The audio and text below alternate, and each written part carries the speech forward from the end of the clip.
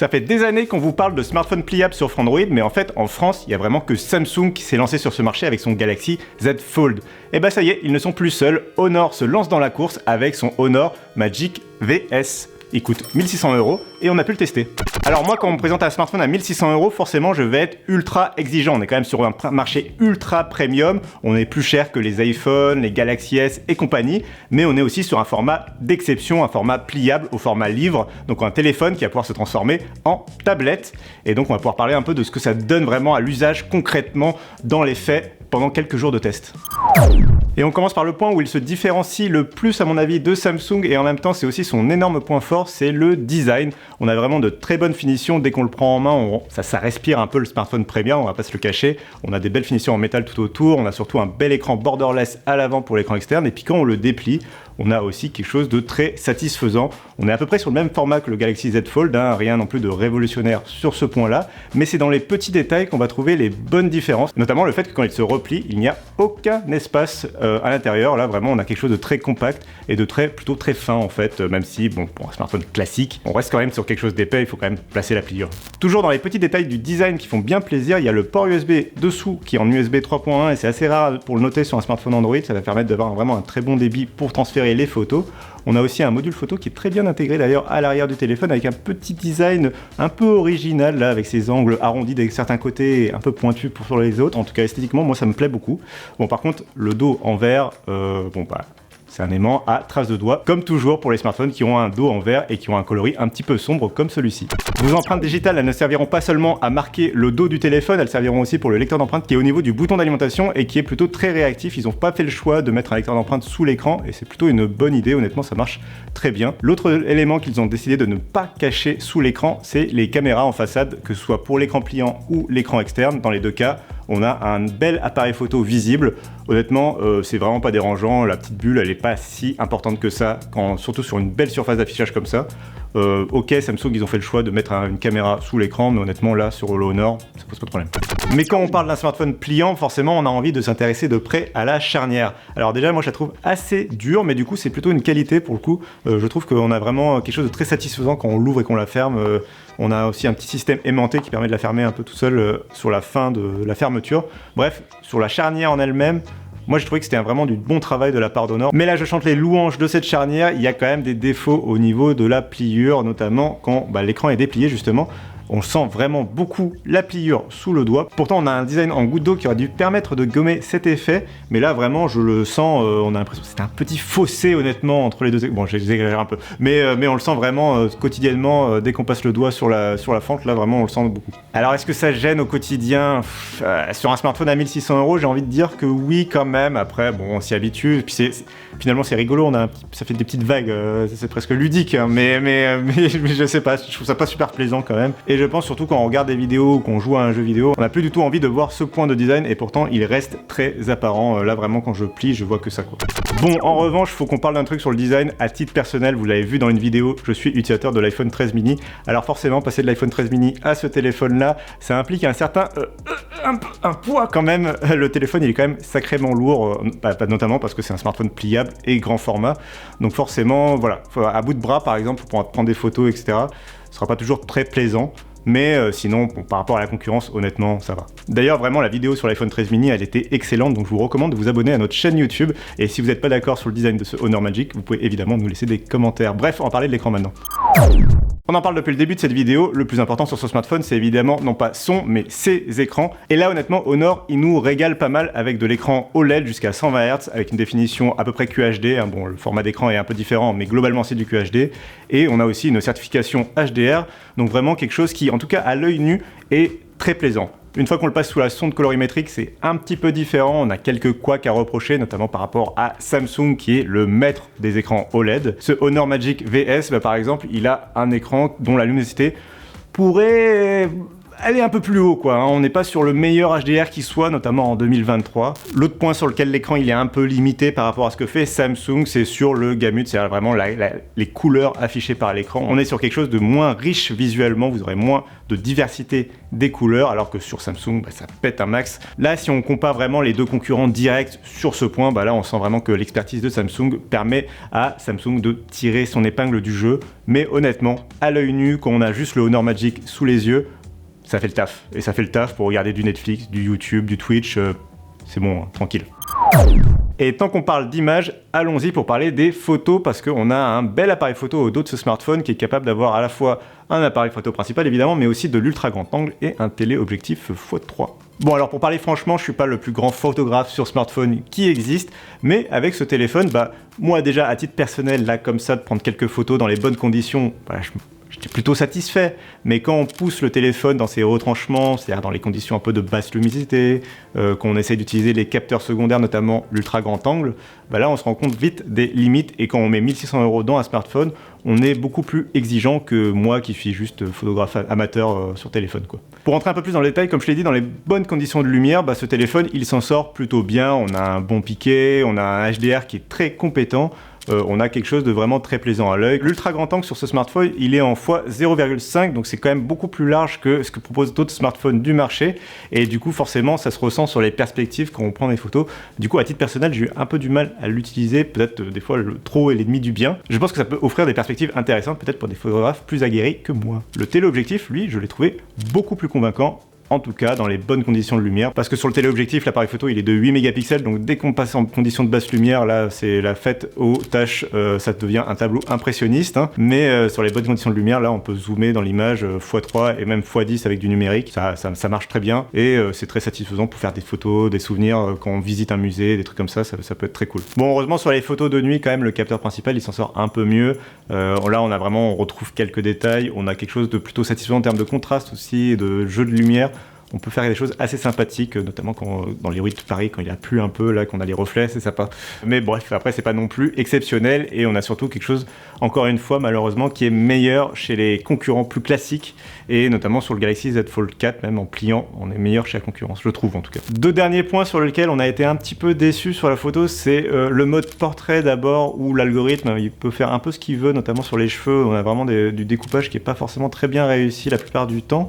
Et puis surtout sur les selfies, on a à la fois les capteurs en façade qui font plutôt un bon job, là, faut le reconnaître, hein, ça va, ça passe bien. L'un des avantages sur un smartphone pliable, c'est aussi de pouvoir utiliser l'écran externe pour normalement potentiellement faire des selfies en se prenant soi-même en photo. Mais le problème c'est que le déclencheur il reste côté écran pliable, donc il faut repérer à peu près où est le bouton, c'est pas super pratique à utiliser.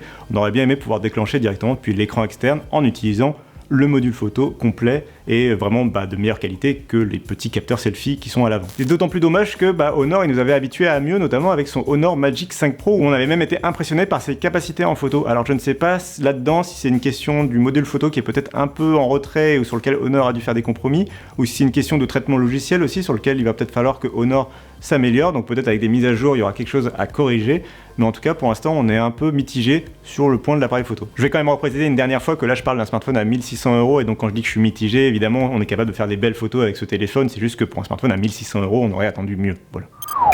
Et ça va nous permettre de passer très logiquement, j'ai parlé un petit peu d'algorithme, on va parler du logiciel parce que c'est aussi l'un des points faibles de ce téléphone. L'interface macOS de Honor, nous chez Frandroid, on n'est pas ultra fan, hein. On trouve que les autres fabricants, que ce soit ColorOS chez Oppo ou que ce soit One UI chez Samsung, ils font vraiment mieux. En plus souvent, Samsung par exemple promet plus d'années de mise à jour.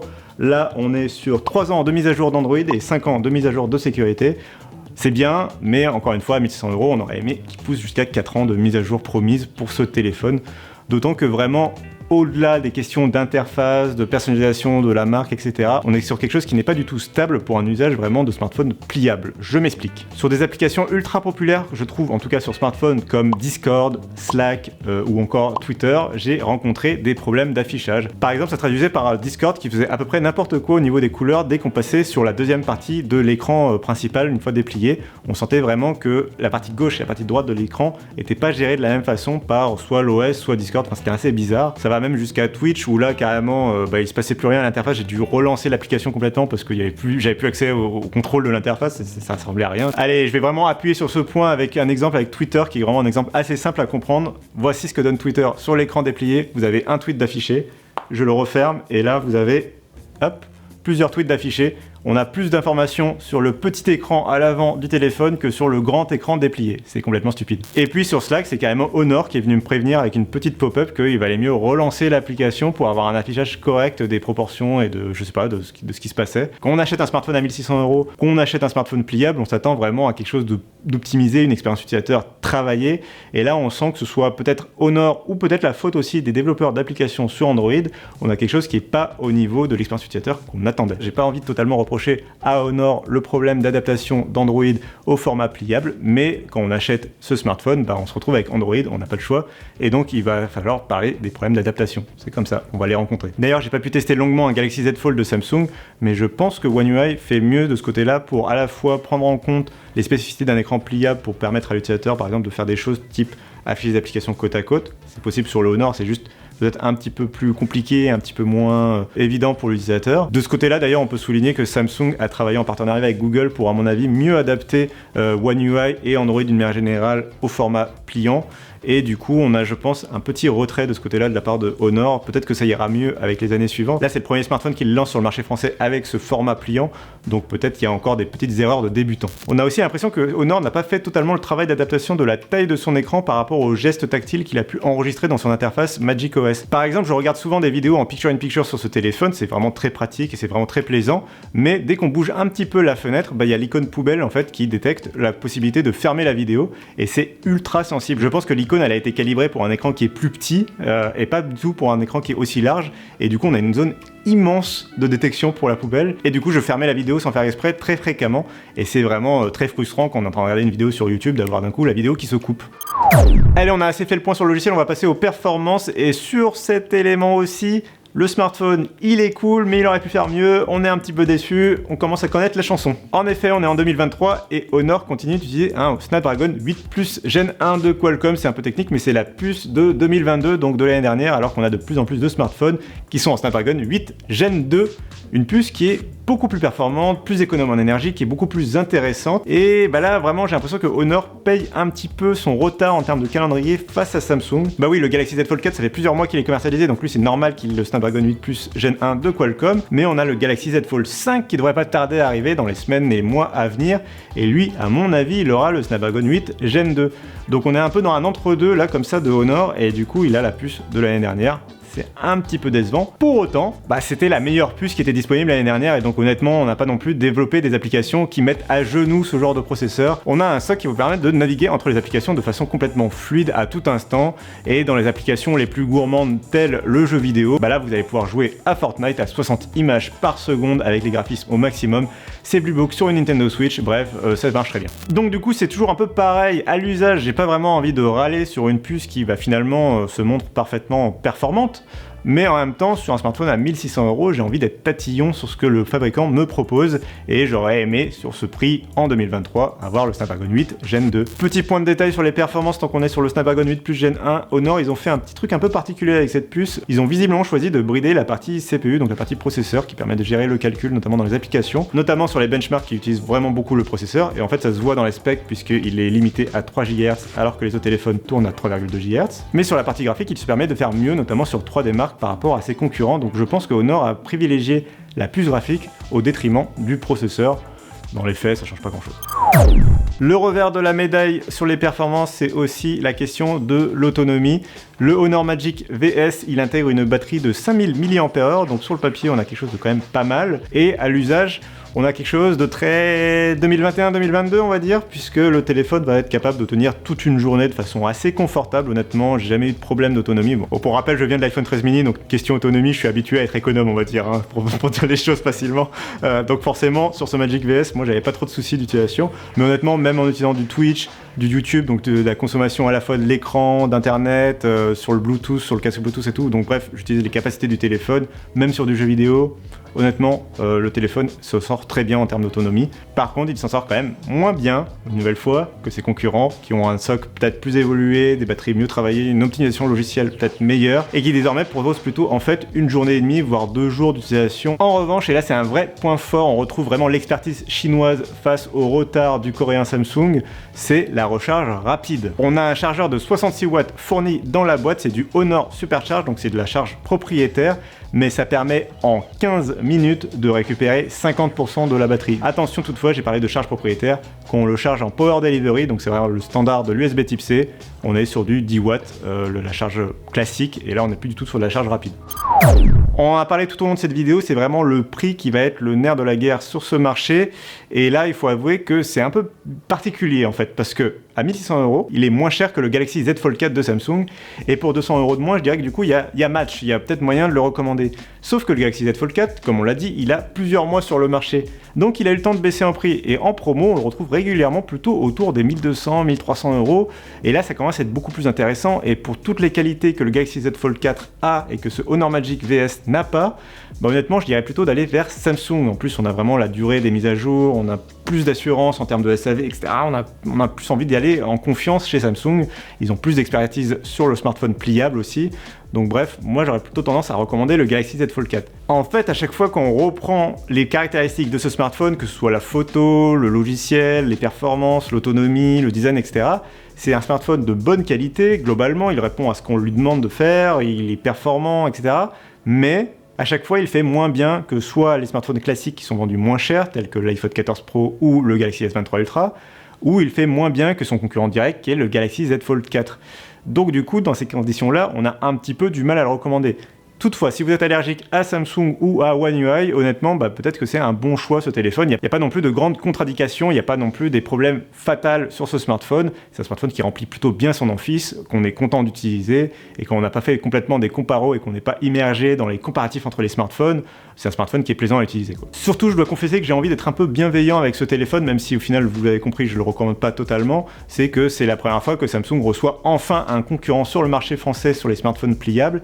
Et le problème, c'est que pour l'instant, les concurrents, on en manque. On aimerait bien voir Oppo, par exemple, se lancer dessus, mais vous avez compris que Oppo, en France, c'était un peu compliqué. Si vous savez pas de quoi je parle, je vous invite à aller voir la vidéo qu'on a publiée sur la chaîne YouTube. Décidément, cette chaîne YouTube, elle est vraiment d'incroyable qualité. Abonnez-vous. Du coup, voilà, on manque de concurrence. Samsung, ils sont un peu seuls sur le marché. Ils se permettent aussi de mettre un peu les prix qu'ils veulent. Donc, ce Honor Magic VS, c'est peut-être la première étape d'un marché un peu plus concurrentiel sur lequel on joue un peu plus sur les prix. Et ça, pour moi, je trouve que c'est une bonne nouvelle. Et honnêtement, pour un premier essai en France, ce Honor Magic VS, il s'en sort vraiment pas mal. Voilà, c'est tout pour moi. Je vous rappelle qu'on faisait un test complet sur Frandroid, et n'hésitez pas d'ailleurs à nous dire dans les commentaires si on a oublié de parler d'un point, si vous avez des questions à nous poser sur ce Honor Magic VS. Moi, je me ferai un plaisir d'y répondre. Et en attendant, vous pouvez nous retrouver sur tous les réseaux sociaux. Et moi, je vous dis ciao.